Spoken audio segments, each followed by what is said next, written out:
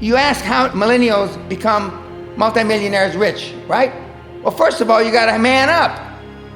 Now this sounds awful. You gotta act like you had a pair. It's that simple. The millennials like the MMA. You know why? Because they're all wusses. Why are guys like Joe Rogan, why are they so admired by you kids?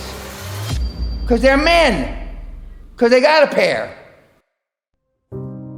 I want kids to know, and your audience, I came from nothing, but I had self-esteem.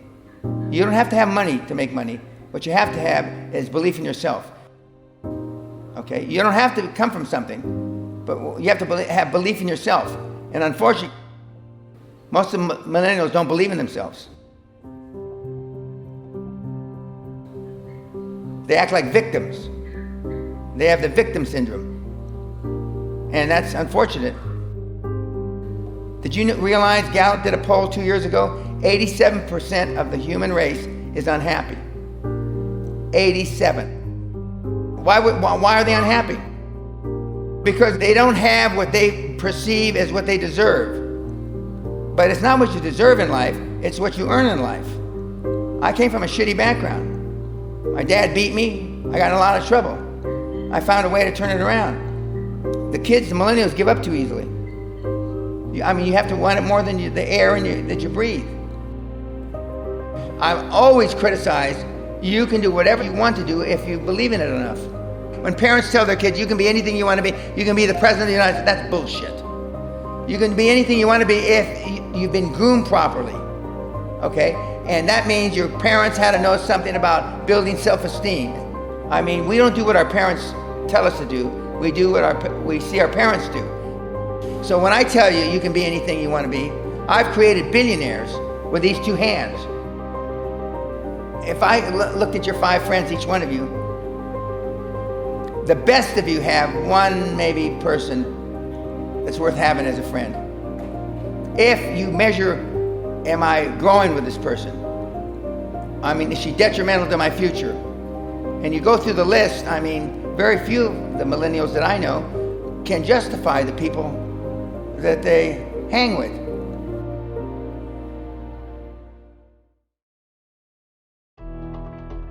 Whatever industry you pick, if you outwork everybody, if you try to be a little smarter than everybody, if you try to be a better salesperson than everybody, if you try to be better prepared than everybody, you've got your best chance. Because if you don't do it and somebody else does, I have the saying, work like someone's trying to take it all away from you. I actually work like someone's spending 24 hours, working 24 hours to take it all away from you. And that's kind of the way I look at it. What would you say is the number one reason why people fail? Lack of brains, lack of effort. Lack of brains, lack of effort. Yeah, they don't do the work. They don't learn, when you walk in the room, when you start a business and you start to talk about somebody, you're never in a vacuum with no competition, unless you're just extremely lucky. And if there's going to be competition, that means somebody else knows your business as well as you do when you get started. And if you walk into a competitive environment and they still know more about the business than you do and more about your customers, you're going to lose. But most people don't consider that. They don't do the work. They don't learn more about their industry. They don't know even about their business. And so you've got to put in the effort to know more about your industry than anybody else. And that's the brains part, and that's the effort part as well. Because look, if you're competing with me, you better know what you're doing, otherwise I'm gonna kick your ass, and you're not gonna outwork me. And so, the combination is usually what kills businesses early on more than anything. You could, within a 5-10 minute interview, say, this dude's not gonna make it as an entrepreneur. Yeah, I can typically tell, right? I can tell by their passion, I can tell by their focus, I can tell by their preparation. There's a whole realm of things in any business. Here's the business you're in, and here's 1,000 things that influence whether or not you're going to be successful. Through my experience in businesses, I can put myself in his position and say, okay, here are 900 of the 1,000 things he has to be aware of, and then go through and ask. And by how many of those or her issues they've been able to address already, that kind of gives me a sense of how hard they're willing to work. And I can tell by the questions they ask me. So all I have to do is say, okay, what do you want to know? And when they start saying, what should I do? They ask you. Yeah, and that's fine, right? And I want them to ask questions, but people like to say, the only stupid questions are the ones you don't ask, and that's not right? Because the questions you ask tell whoever more about you than anything else you do. Because in particular, it tells me about your preparation. If you ask me questions about just basic things that you should have known and you should have down to a science, that's going to disqualify you almost more than anything. If you're not always learning, to this minute, if I'm not continuously learning, if I'm not just absorbing as much as I can absorb, someone else is going to kick my ass, right? So you talk about paranoia. The greatest source of your paranoia should be knowledge. If someone else knows more than you do, and if you're not learning, if you don't know how to learn, if you don't have a thirst for learning and acquiring information, you're SOL. Do you think there needs to be a healthy level of paranoia? Oh, absolutely. There needs to be. Oh, yeah. I mean, I always say, for every one of my businesses, I said, what would I do to kick my own ass? Right? So whatever business you have, there's somebody trying to put you out of business. There's somebody trying to take a bite out of your business. And it's better for you to figure out how they're going to do it rather than they do it. And so, yeah, that's being paranoid. And so you have to be paranoid. You have to anticipate other people's next moves, and you can't ever, downplay the competition. I was at a business plan competition this morning at a college, and they were kind of being dismissive of the competition. And so you can't ever do that. They're out there trying to take you down, and they're not just going to sit still. And if you're good, really, really good, you're going to inspire them to work even harder, faster, better. And so you have to be, very self-aware of what you're good at and what other people are good at. And, a healthy dose of paranoia makes a big difference. Is very helpful. Let's transition to a different subject with college. You went to IU, right? Now you got a lot of people that say, forget about school, drop out of school. They're idiots. So you think they're idiots? Tell me why. If you're going to have and run a business, if you don't understand accounting, you're already behind the 8 ball. Can't you hire a guy that knows how to run accounting? But then they still have to communicate to you. Your accountant might tell you you're profitable, but your cash is going down. Not understanding a breakdown. And when you don't, you think you need college to learn that? Yeah, I think you do, right? Because it may not, for some people, look, if you're so self-motivated that you can take an online course in accounting and teach yourself everything, you're way ahead of the game anyways. But most people aren't. I don't care if you go to a community college and take accounting and spend $99 for the class. Just, spending the money forces you to be more obligated to do it. But accounting, finance, lesser extent marketing, sales if the school offers that. These are that's the language of business. And so while it's possible to teach yourself these things, and while it's possible to hire them, when you're starting your own company, you don't want to have to spend money hiring an accountant.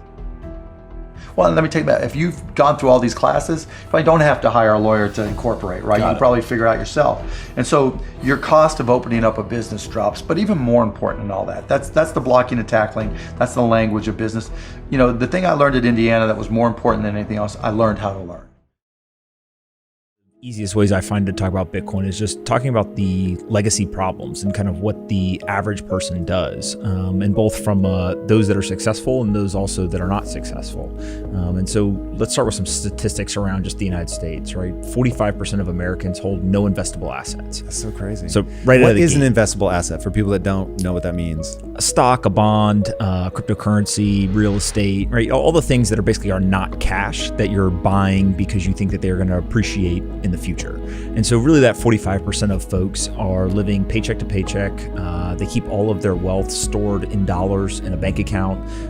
They tend to be, obviously not very well financially off, but also on top of that, they tend to actually not be nearly as educated about how the system works.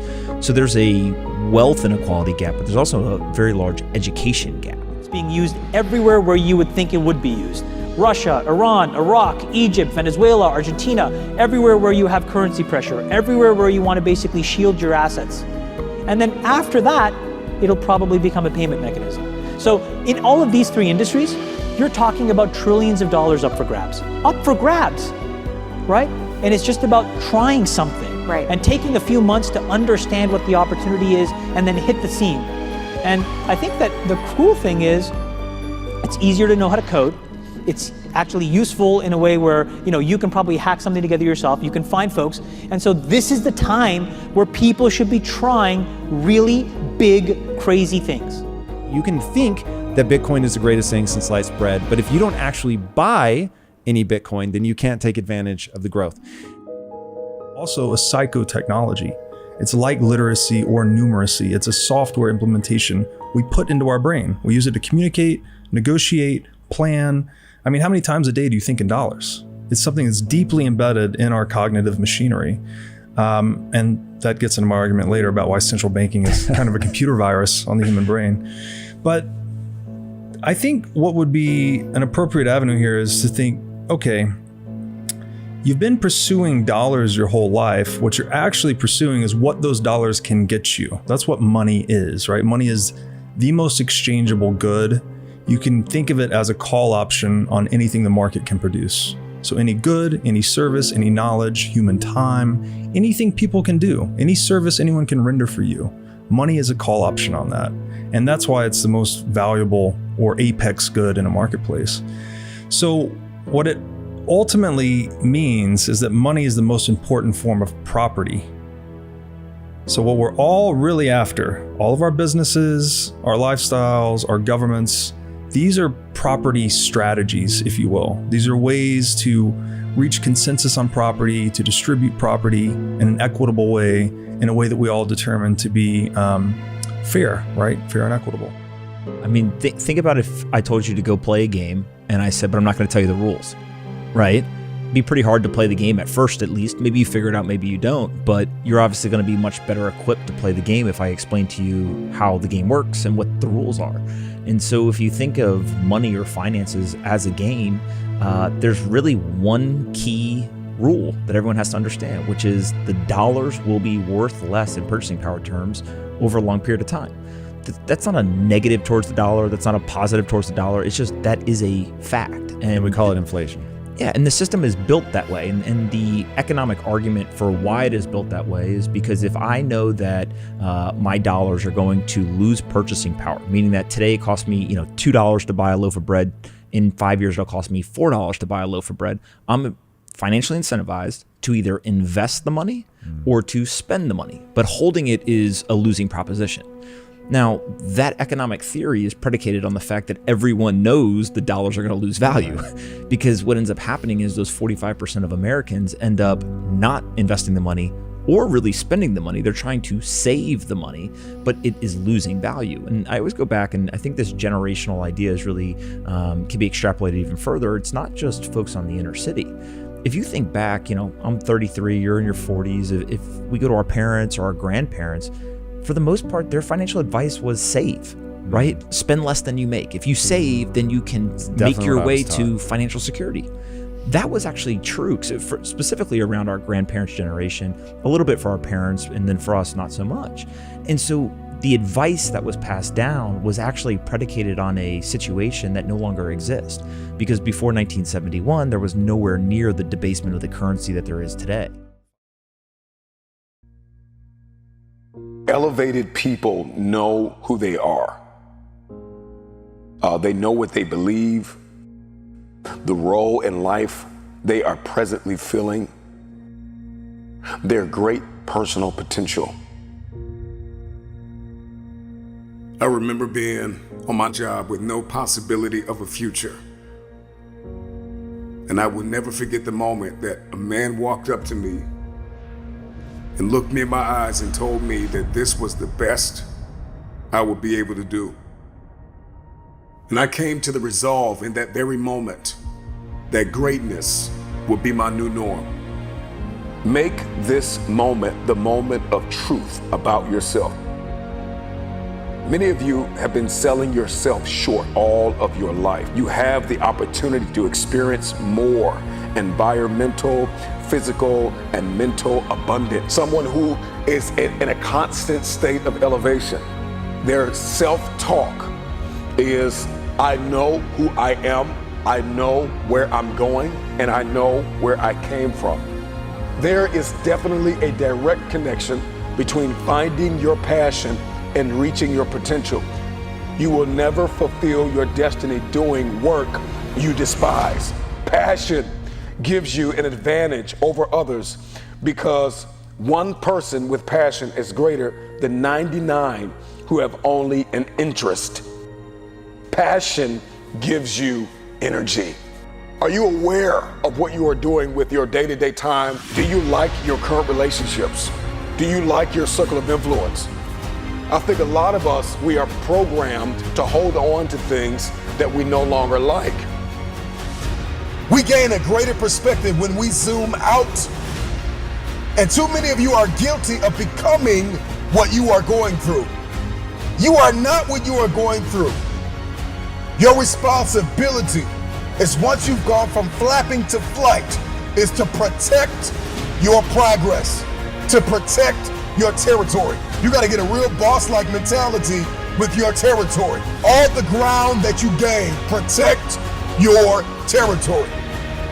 The future belongs to the hungry, the humble, the hustler. These are those that will take the throne. There is a new breed of Mamba mentality game changers that in every room that they step in, they are agents of transformation. They are 30,000 feet above the noise. They are architects, pioneers, innovators, students, athletes, lawyers, doctors. I'm sounding the alarm that a new mentality will emerge inside of you. When you are self-aware, you need to be extremely cognizant of your evolution and the fact that you're going to change, the fact that you're not going to be the same person you are. It's a very dangerous thing to be in a place where you are growing, but your life is not. You may be neck deep in what seems to be a catastrophic storm of chaos, but I pray that in this moment, you will find the calm, the peace, the hope, the faith, the courage, the expectancy you need to live and not die. It was Kobe Bryant that said everything negative, pressure, and challenges is all an opportunity for me to rise. It's crises that reveals what we are comprised of. And I ask you the question, are you praying the darkness away, or are you becoming the highest version of yourself in the midst of the darkness?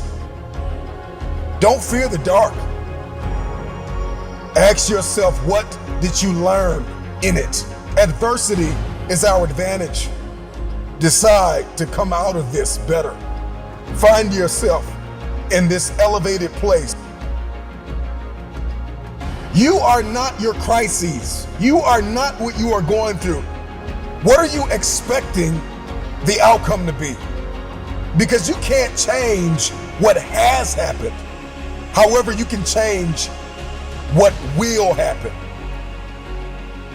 Do you like what you're doing and do you like where you're going? Let me ask you another question.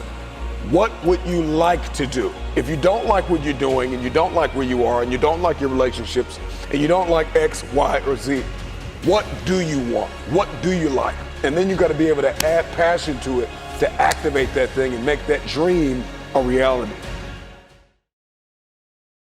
The system that was devised 70 years ago after World War II, you go to work with a company, you work 30, 40, 45 years, you get a pension, and you can live in a picket house with 2.4 dogs, 6.4 grandchildren, and hopefully your original wife.